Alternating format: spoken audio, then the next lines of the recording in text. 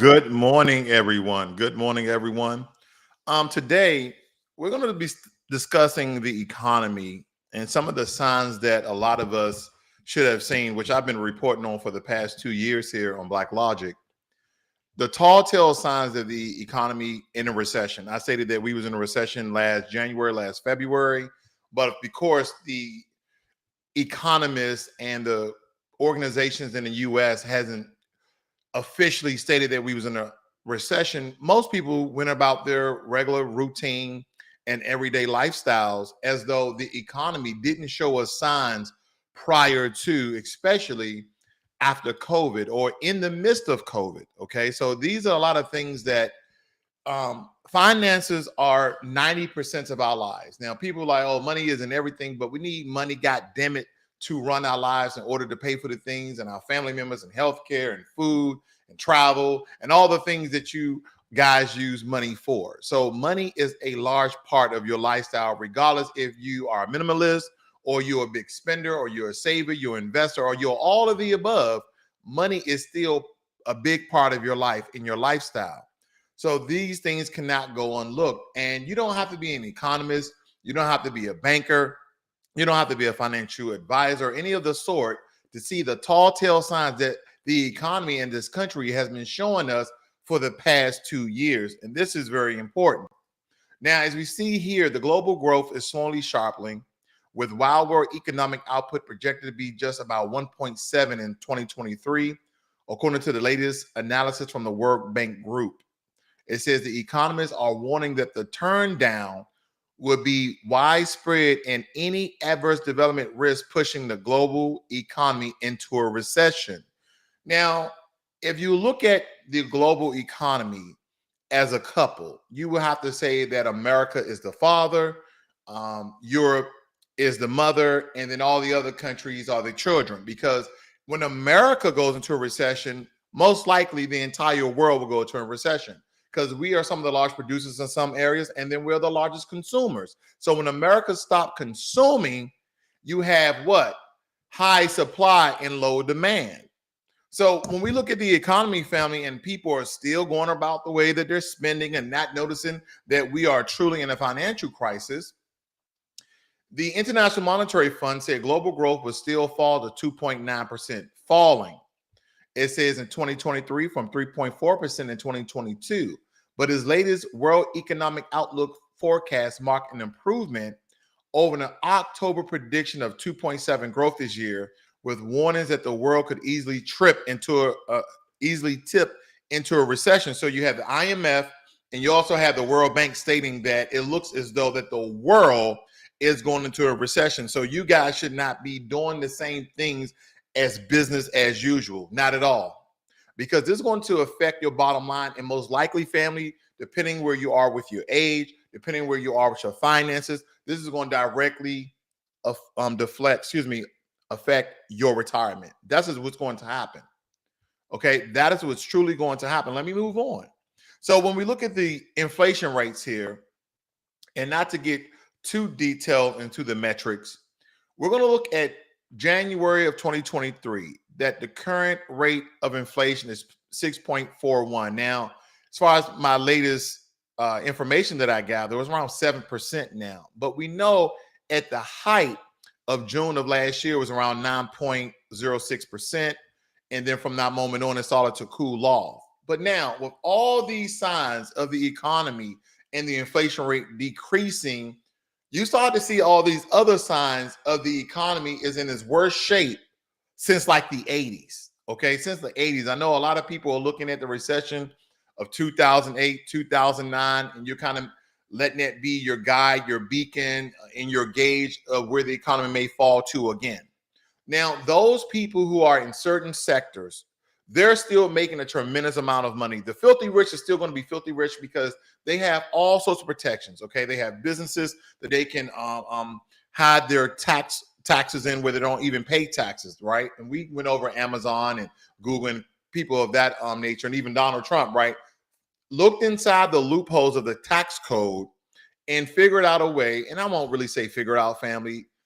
They use those tax codes in order not to pay taxes. Now, I know a lot of people who are not financial savvy.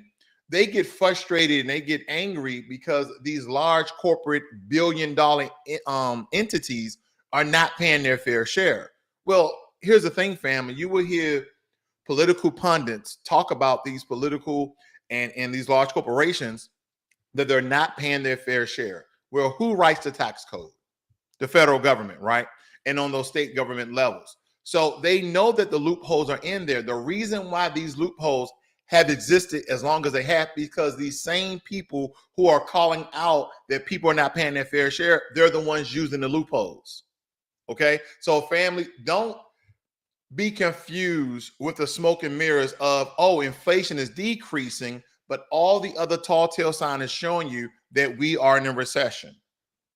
Let me continue. Now, we heard this lately that Seneca Valley Bank collapses after failing to raise capital. Let's go into some of the details. It states here that California regulators closed down the tech lender and put it under the control of the U.S. Federal Deposit Insurance Corporation. I know a lot of you guys are familiar with the FDIC because essentially the most likely amount that the Federal Deposit Insurance Corporation covers for a person who has a bank account is $250,000. But on some cases, depending on how much money you have, they can actually insure your money up to $1 million. Okay. So that's not information that's not readily available. But nonetheless, for most people, it will insure you up to $250,000. Okay.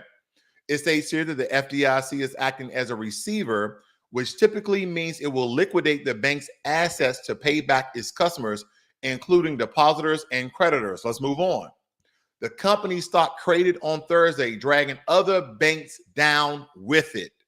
That's the trickle down effect. Excuse me, I'm mixing up with my words because I really want you guys to feel the passion in this more so than the information that I've been warning you guys for the past 2 years here right on this channel, that you guys should be either doing one or two things. And one thing is really not going to make sense to some people, then on the other hand, it's going to make a lot of sense. For those people with a lot of wiggle room in your finances, you continue to invest. You should continue to invest. I know, Mike, you sound crazy as hell. Those banks are going out of business. Those stocks are going down.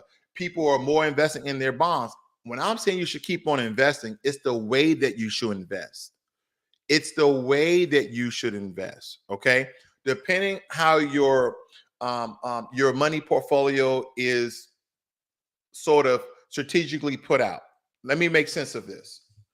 If you have wiggle room in your finances, you should be putting your money in tips, in federal government bonds. If you are a millionaire, they're going to go out and buy property. They're going to buy land.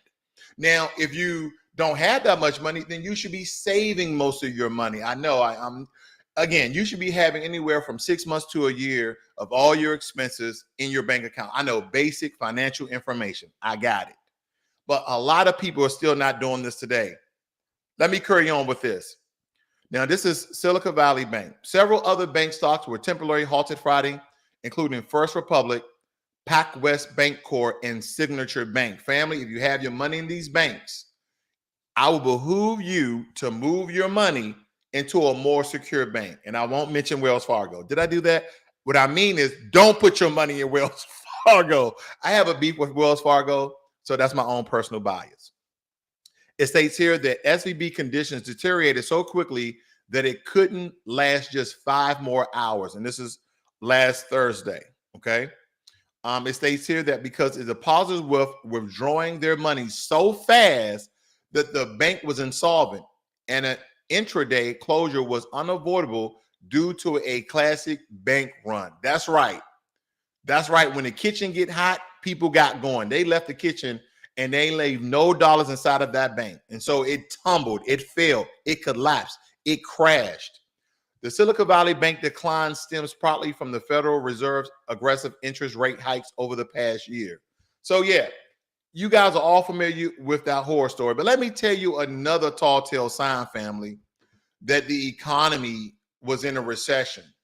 Now, I hope we never get to a point of a depression. But again, anytime that you enter into a recession, which again, I believe we did that last year, that is a tall tale sign of you beginning to go into a depression. Now, the Great Depression of 1929, nobody hopes to repeat it.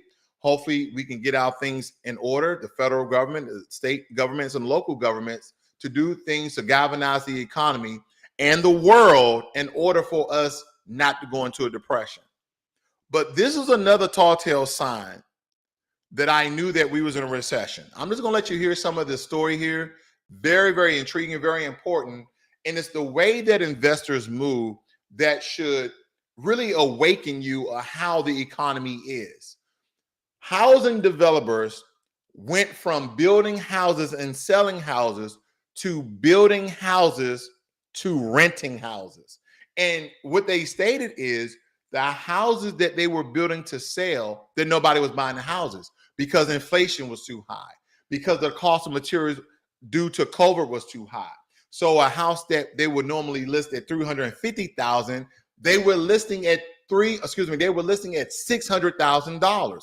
Case in point, I'll give you a prime example. I bought my home for $390,000. My home today is worth $850,000.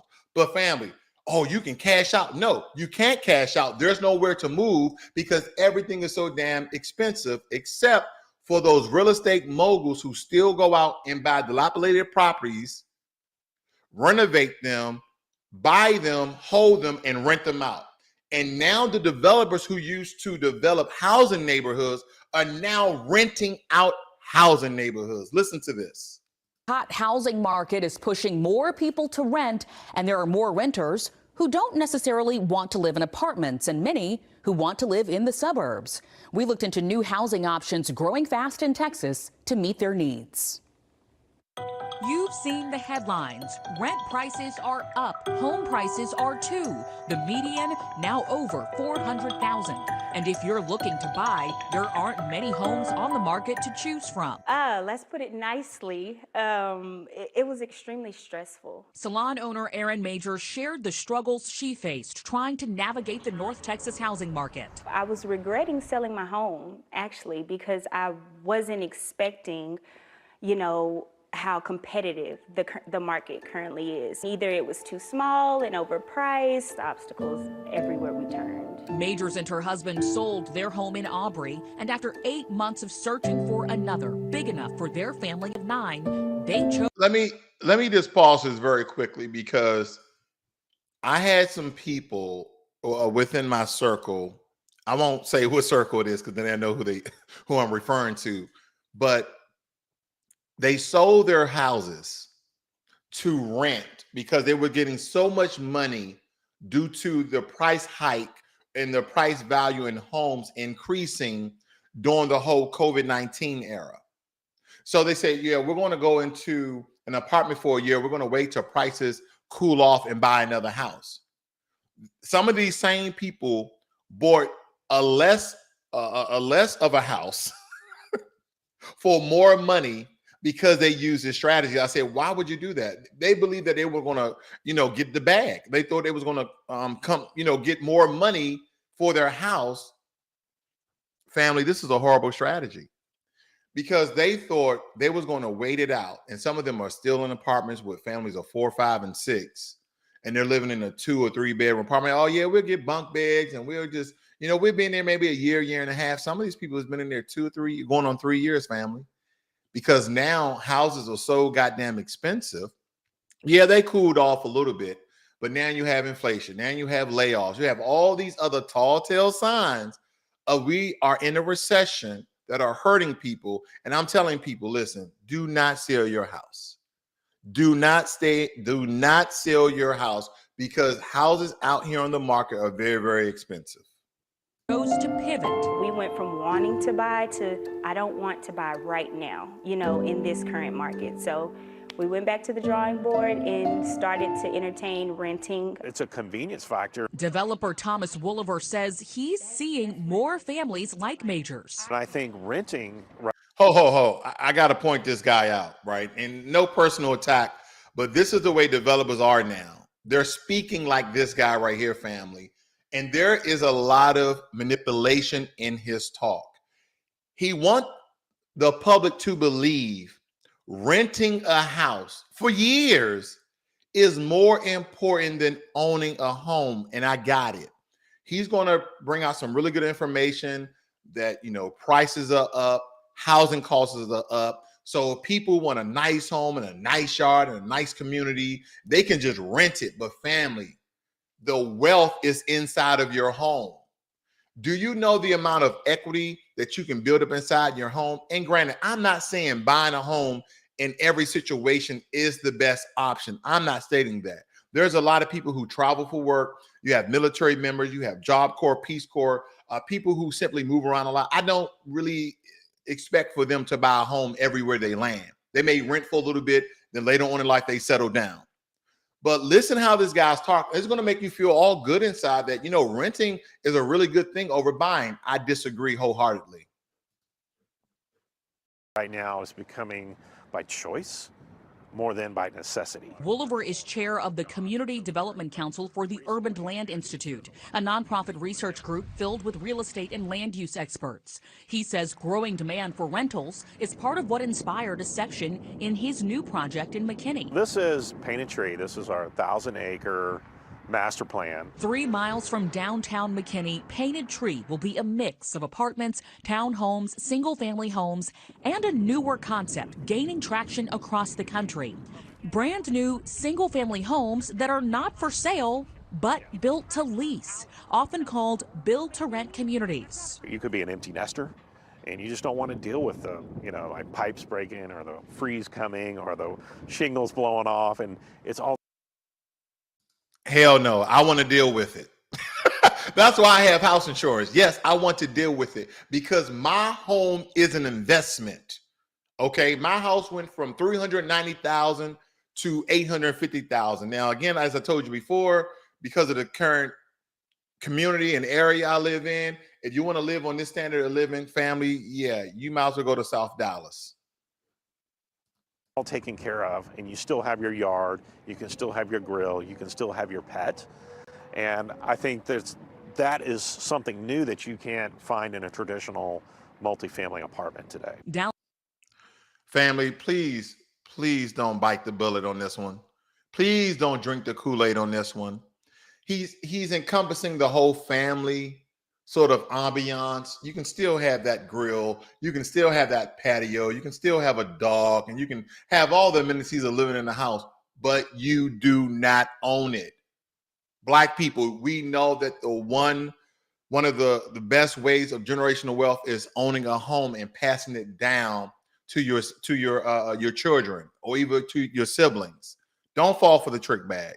But this is the new rhetoric that's coming out the whole development market. Dallas Business Journal reports DFW ranks 3rd in the nation in build-to-rent projects. Developer Wanbridge has a build-to-rent project in the works in Forney. Next Metro, with its tagline, rents like an apartment, lives like a home, has offerings in Rents like an apartment, live like a home. Wow. Fort Worth, Grand Prairie, McKinney, and Salina. I don't think it's a trend. I think it's here to stay. And while Wooliver is seeing people choose, he said, I don't think it's a trend. It's static, meaning that this is going to be the new way that the economy is going to move, where these housing developers are going and build all these neighborhoods, and it's going to be 100% for rent, 100% for leasing. to rent, there are many others unable to compete with investors and the rapidly rising home prices. I do think it's part of the solution. Affordable housing, rental sometimes has a negative connotation over the years. And I think this new line of option for someone to come in, I think may hopefully change the dynamics or a stigma of renting sometimes. This is one of my favorite places. Major says renting gave her a way out of the nightmare housing market. She has the option to buy the home she's renting through Home Partners.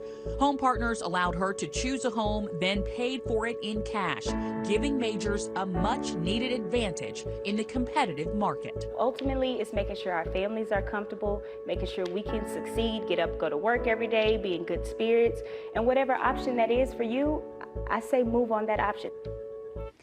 Several trade. Now, family, I will say that rent to buy could be a valuable option depending on how they broker the deal. Okay, depending on how they broker the deal. But the whole just leasing and renting, I don't agree. Now, I did a video some years ago when this channel was called Financial Literacy 101, of renting versus buying. And I might have to revamp that video and for you guys to get that good information, because the way the economy is today, family, I would rather, if you have a 2-bedroom apartment, you have 4 or 5 people living in, buy you some bunk beds, save your money, penny pinch, discount shop, whatever it needs to do in order for you to actually buy your home. To buy your home. You may not, and here's another option for you guys. A lot of you guys are looking at these luxurious homes and these well-to-do neighborhoods. Maybe you have to go on the low end originally to build your housing credit to essentially even get equity within the home so you can move to something bigger and better. Sometimes you may even have to rehab your own property with the loan that you may receive from the bank. There's different ways in order for you to own a home. And me necessarily, because growing up in Southeast DC for my 20s, until my late 20s, I was renting, family. I was renting. And what I was doing, I was making other people rich. I was making other people rich. If I was smart back then, I would have bought a home with 1 bedroom, 1 bathroom. It still would have been a home, and it still would have built equity. Now, there are some other variables to the equation of buying a home. Is it near a police office? Is it near a fire department? Is it in a good or well-to-do neighborhood? Is it low to medium crime? Things of that nature all play a role when you're buying a home and you actually want to build profit and equity off of that home. I digress. Let me move on, family, because they will show you in every waking moment that buying a home versus renting, that a home is essentially a little more expensive, okay? A little more expensive to operate and to pay for over the course of time. But the one thing that you will see that's not relatively shown is that when you rent, where does your money go? Where does your money go? Right. It goes out of your bank account into their bank account with no return, 0 return. 9 times out of 10, family, if you've been in a home for more than 3 years, you're going to make a profit off of that house. You're going to make a profit off of that house. Now, a small profit could be anywhere from $5,000, and large profits could be anywhere from over $100,000. But most likely, you're going to make a profit versus renting. All right. We kind of talked about how the trickle-down effect of the Silicon Valley Bank, and that there's other banks that's going down in this collapse as well. One of the things that you guys are still thinking about investing, as I told you before, it depends on where you are in your finances. I will encourage you to go over to Treasury Direct and buy TIP bonds, those Treasury Inflation Protection Securities. Okay, and it's treasurydirect.gov. Okay, and this is some basic information that you guys can go over and buy some bonds if you're still wanting to invest, which I believe you should. Okay, especially if you have that room in your finances. Now, Facebook, Microsoft are in their 2nd and 3rd rounds of laying people off. Another sign that we are in a recession, right? Because here's the thing: you smell smoke, you see smoke, you see people on fire. You're like, but I don't see the fire, family. Again, this is my own conjecture. We're in a recession. It says Microsoft 3rd layoff round hits employees in supply chain. They're laying off their 3rd round of people. Let's get a little more detail here. All right, as of March 2023, Alasan, SiriusXM laid off 475 employees. You got Waymo. Some of these I highlighted. Some of these we're just going to run through. Twitter laid off more than 200 employees, right? Then it says Twitter in October last year, the company's headcount has fallen by over 70%.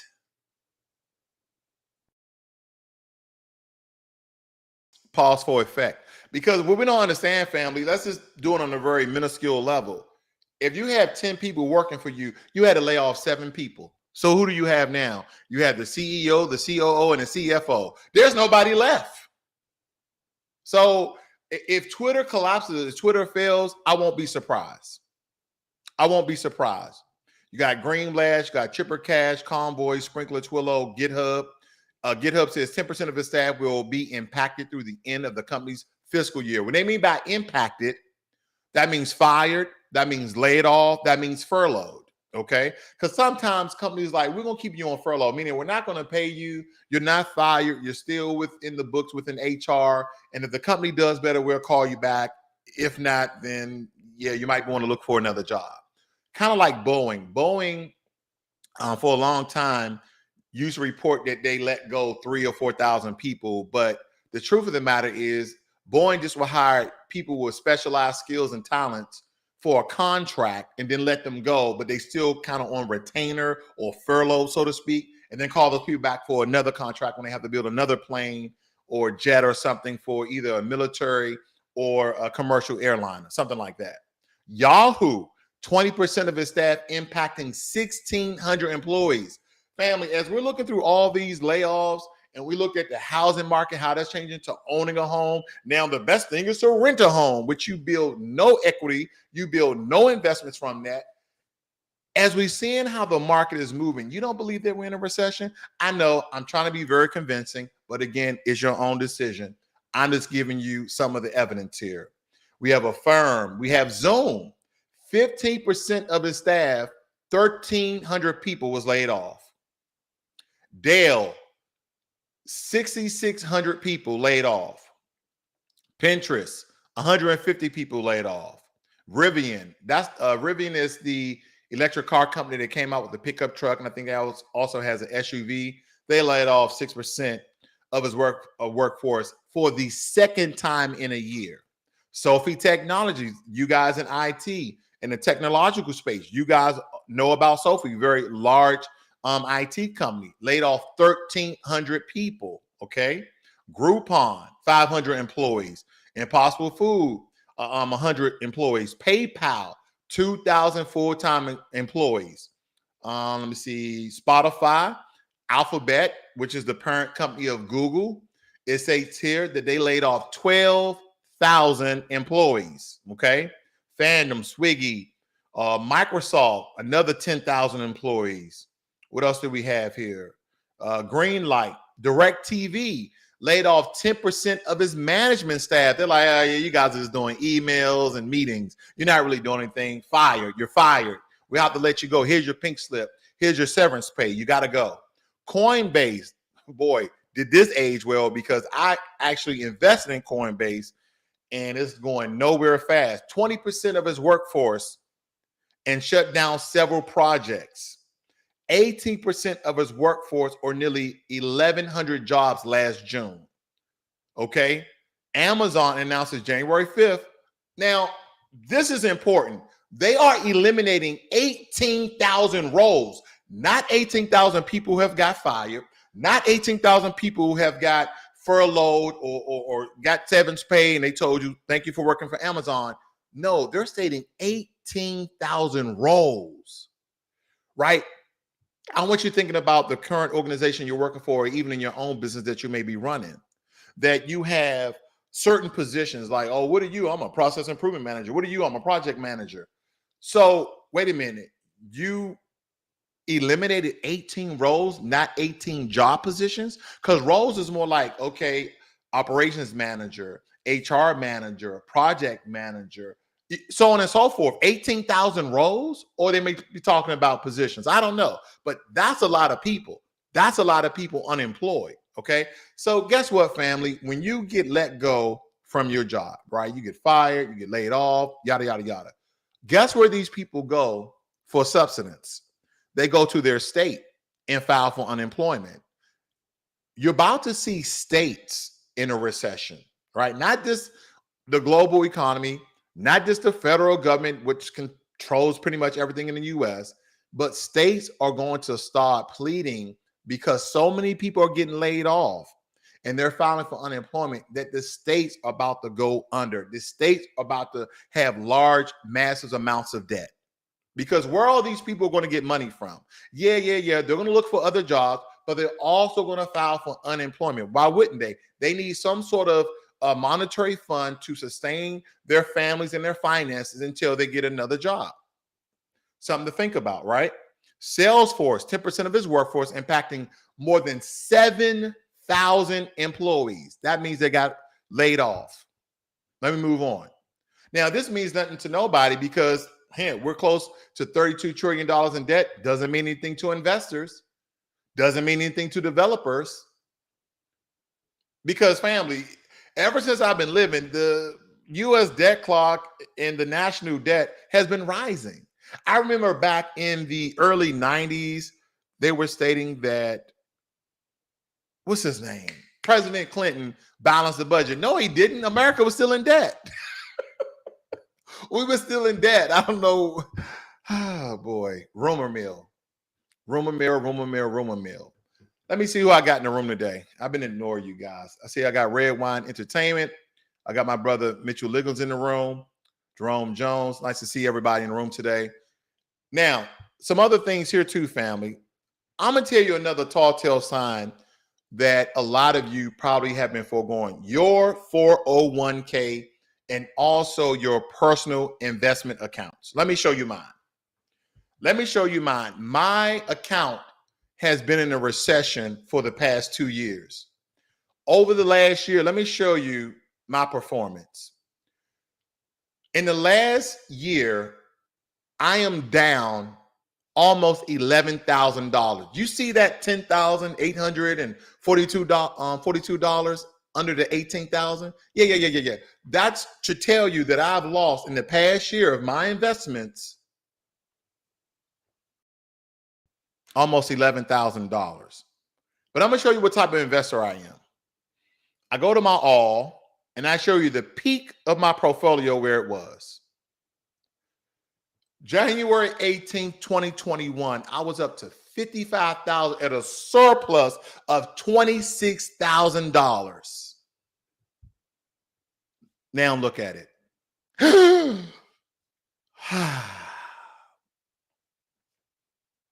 But the rule of investing, family, I'll tell you this.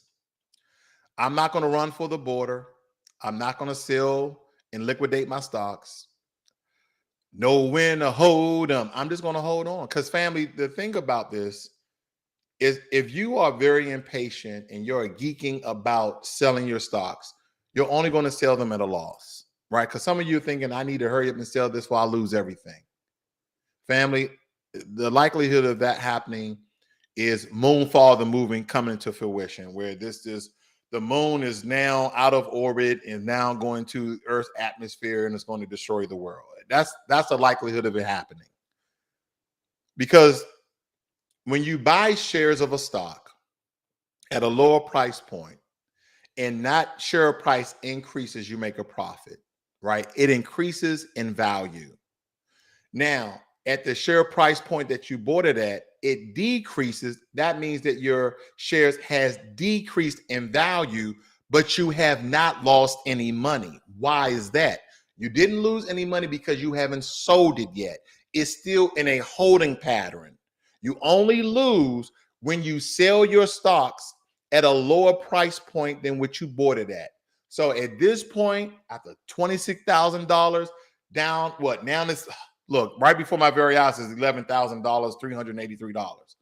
I'm not even sweating it, right? Because at this point, I know not to touch it, right? If anything, if I see any other shares within my portfolio that I can buy more of, I might even buy more, right? I got Grow Generation, Apple, Plug, Neo, Triple Q, Blink Energy, Coinbase. I'm not touching Coinbase because, family, let me tell you, if you notice, no one has been talking about cryptocurrencies. Have you? Remember with cryptocurrency, everybody's making millions of dollars off of Bitcoin. No one's talking about cryptocurrencies, not even me. You got 3D Print, you got Saraspace, you got Robinhood, Berkshire B. Okay, they're down as well. I don't see any profitable stocks. Here's one, Nerds. That's profitable in my portfolio. Yeah. See, Sophie Technologies. I have 14 shares of them. I'm down 64%. Global Satellite, I have 100 shares. I'm down 24%. Oh, man. Sundial Growers, man, I'm down 76, 77%. Yeah, family. I'm just gonna let this thing ride. I'm gonna ride it till the wheels fall off at this point. At this point, and here's the thing. When the stock market is in the current conditions, a lot of people are just going to cash in because they're trying to recoup any money that they can. The only way that I will sell any of my stocks at this current moment, if I lost everything, I lost the house, I lost the car, I couldn't pay for anything, I lost my income, then of course I will cash out and use that money to, pay off bills and buy another place to stay. I don't know. I would do something with it. But for right now, I'm gonna let it ride. If you get my drift there. Okay. Now, give me 1 second, family. I just want to point out to you guys a lot of things that has been happening in the economic space, because it's very important to understand where you are in your finances. The very first thing you must do is create a budget. And I know you've heard this over and over again, but I know a lot of you have not created a budget. And you should be going over your budget bare minimum, at least twice a year. Some people do it every quarter. I know some people do it every 2 months, but bare minimum, you should be going over your budget and looking at your finances at least twice a year.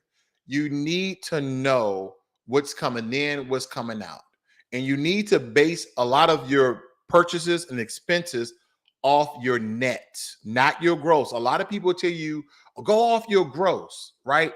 That's before taxes. So if you are at an income bracket where they're taking 20 to 30%, that's a large amount of your income that's being taken away from you by paying taxes. So you should be going off your net, which your amount after taxes. Okay. You should be basing everything off your net and not your gross. So don't go off that. Even when you buy a home, did you know when you buy a home, they go off your gross? Most likely than not, they go off your gross. No. Tell them, hey, no. Tell your realtor, tell your financial advisor, whoever you're using to help you, to go off your net and not your gross. Okay. Red Wine says, own nothing and be happy. Yeah, you be happy homeless. Because here's the thing, there are certain protections that homeowners have. It takes a very long time to throw somebody out of their house. There's people that I've known who haven't paid their mortgage in 2 or 3 months and still in their house today. These banks want their money, so they will allow you to forego in some instances. They'll just damage your credit. Say, oh, you're real close to foreclosure. You're real close. Then they start to see that you're paying, and then they'll take your home out of foreclosure. Okay. So when it comes to renting, listen, you don't pay your rent for 1 month, they can throw you out. Oh, it's part of your leasing contract. It's part of your rent contract. So there are certain protections in owning a home. And here's another thing. You got reverse mortgages. You got equity loans. There's a lot of things that you can do to help your way out of financial troubles when you own a home versus renting one. So again, that's my conjecture. I know people who are financial savvy who is going to seek certain information are going to get all types of information. But I will always tell people, in the long run, owning is better than renting, in my opinion. Okay. So you guys have a great and wonderful day. Hopefully that this video was informative for you guys to now be very strategic in the coming months, in the coming year ahead, of how you maneuver with your finances, right?